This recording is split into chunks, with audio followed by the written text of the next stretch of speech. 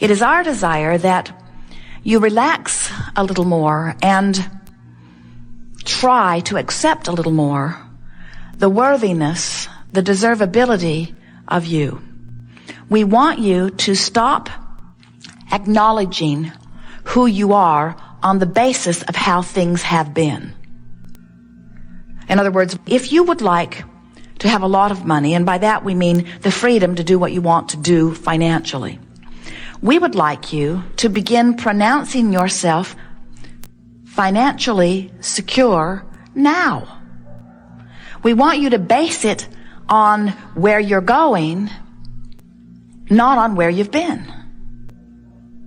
The thing that's a little tricky about that is that where you've been looking. You've been observing where you've been. Only then it was where you were, sort of like where you are. And there's a tendency to pay such attention to what is around me. So if my checkbook says I don't have enough money to pay my rent, then I accept that reality and I begin to beat a drum that says, this is who I am, this is who I am, this is who I am, or at least this is who I am financially, this is who I am financially. And so what we're wanting you to understand is that who you am is about how you feel. But if you're letting what is be the basis of how you feel, then what is who you am. Transcriber has a hard time with us. She doesn't know whether to type it as we've said it or as we should have said it.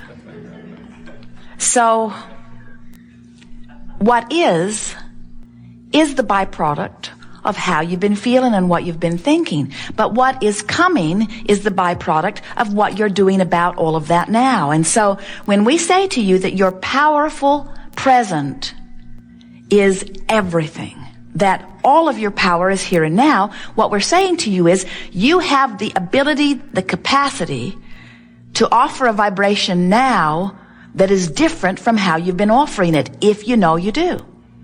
Now, there are a lot of people that are just, we love you dearly, lazy.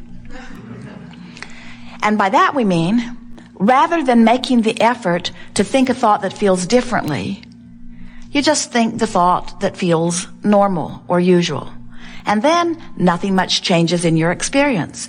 And we want to be kind to you by saying we want you to let yourself off the hook a little bit by acknowledging that law of attraction is in on that. In other words, it's logical that you would think thoughts sort of like the thoughts that you've been thinking, because the thoughts that you have been thinking are attractive in nature. And so things that match the thoughts that you've been thinking are surrounding you.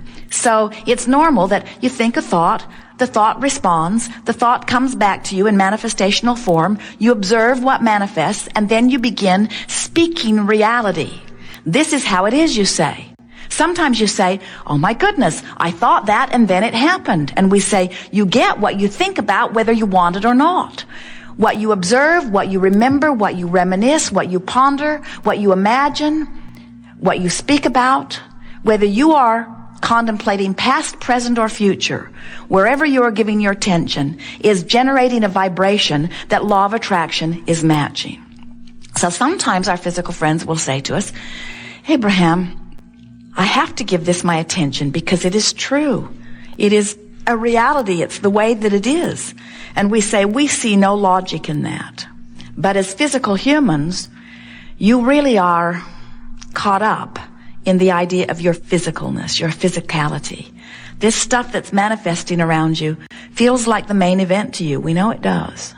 And so when something is manifested, you say, well, there it is. Let's document it historically. Let's make it a statistic, and let's talk about it never-endedly, and let's build monuments about it, and let's make sure that our children and their children and their children who had nothing to do with this event, who weren't part of it in any way, let's make sure that they never, ever, ever, ever, ever, ever, ever, ever, ever forget. Let's keep it active in their vibration. And we say, let's not. Why take something that was not enjoyed by those who lived it and continue to carry it forward into generation after generation. When you understand vibration, you don't do that. When you understand vibration, you look in your now for things that make you feel good when you see them, because you understand that when you look at something in your now that pleases you, you activate it and you're going to get more of it. When you understand the power of vibration and you're looking in your past, you don't look for the whole collage. You don't look for the big picture. You don't look for every single event. You don't try to present a balanced view. You look into your past for those things that you love the very most, and as you focus upon them, they keep repeating themselves into your now and into your future, but you don't replicate the stuff you don't want. You're too smart for that. Why drag around stuff you do not want? Because it is some reality. That's like saying, I see that person focused upon that terrible thing that he did not want long enough that he created it in his reality. And because he created it in his reality, I think I should do that too. And we say, why would you do that? We know the answer. The only reason that anyone would do that is because you don't know what you're doing. You would never do it on purpose. You would never say, oh, my friend has cancer. Let me see if I can figure out how to get some too. You would never say, oh, my friend is in a terrible relationship. Let me talk to her every day until she brings me to the place of feeling like she feels so that I can recreate that misery in my own experience. You don't say that. What you say is, I need to be there for her. And we say, what you really want to do is go with the flow. You want to go with the flow of well-being. You don't want to get out of step just because somebody else got out of sync with well-being, you see. So how do you know when you're in the flow of well-being, and how do you know when you're stepping out of it a little bit, or how do you know when you're hindering it or disallowing it? You can tell by the way you feel. You have this emotional guidance system that is so accurate, so sophisticated, so loving of you, so helpful. Jerry and Esther have a sort of guidance system, not nearly as wonderful as the one all of you are born with, in their vehicles. It is called Magellan. And Magellan calculates the route and gives them verbal and visual description of how to get from where they are to where they want to be. They just program in the address, and then Magellan talks to them. Go this way, go this way. Magellan never, ever, ever, ever has said to them, where have you been? Because it is irrelevant to the task at hand. The task at hand is, where are you in relationship to where you want to be? That's all that matters. And your own guidance system is the same way. Magellan never says to Jerry and Esther, you asked me, I told you, you didn't listen, now I'm done with you.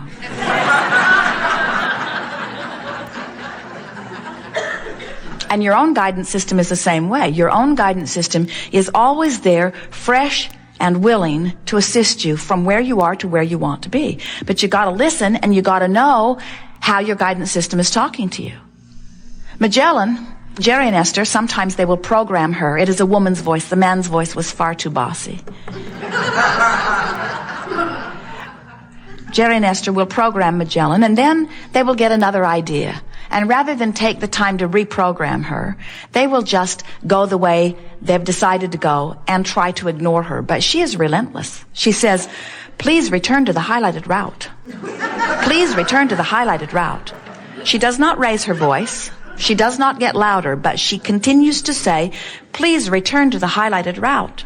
Please return to the highlighted route. Please return to the highlighted route. You said you wanted to go there. You are not going in the way that I recommend. Please return to the way I recommend. Please return to the way I recommend. Jerry will say, shut that broad up. If they continue to ignore her, eventually she will conclude that you're serious about your new divergence.